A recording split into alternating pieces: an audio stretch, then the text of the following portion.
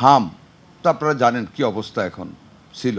যাক, সবার প্রচেষ্টা আমরা মোটামুটি একটা কন্ট্রোলের মধ্যে আনতে সক্ষম হচ্ছি। অনেক ডাক্তারদের সাথে আলাপ হয়েছে, একটা চাইনিজ টিমের সাথে আলাপ হয়েছে।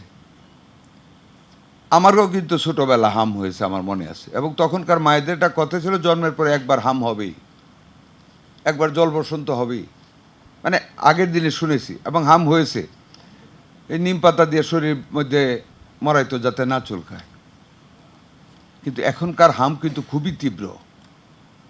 অনেক বিজ্ঞজনদের মতে পুষ্টির অভাবই এই ঝুঁকিপূর্ণ হামের প্রভাব বৃদ্ধি করেছে। মায়ের দুধের তো কোনো বিকল্প নেই। আমরা এখানে যারা 70-র কাছাকাছি বা 70+, আমরা কিন্তু মায়ের দুধ খেয়ে এখানে এসেছি। আমরা 6 মাস পর্যন্ত, 1 বছর পর্যন্ত মায়েরা দুধ দেয়। কিন্তু এখনকার মায়েরা বাচ্চাদেরকে ব্রেস্ট ফিডিং করাতেই চান না।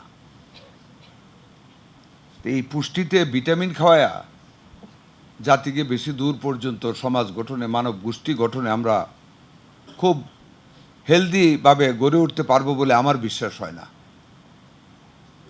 কবুতরের বাচ্চা খাই আমরা, খুব হৃষ্টপুষ্ট, তেল হয় অনেক। কোত্থেকে হয়? যারা কবুতর পালেন একটু দেখবেন কিভাবে কবুতরের মা কবুতরকে খাওয়ায়, মুখে ঠোঁটে ঠোঁট দিয়ে। আমার বাড়িতে অনেক লিচু গাছ আছে, আমি দেখি বুলবুলি পাখিরা তাদের বাচ্চাদেরকে মুখ থেকে খাবার খাওয়ায়। এটাও কিন্তু একটা অত্যন্ত পুষ্টিকর খাদ্যই, তার পেট থেকে ওইভাবে আল্লাহ তাআলা ফর্ম করায় দেয়।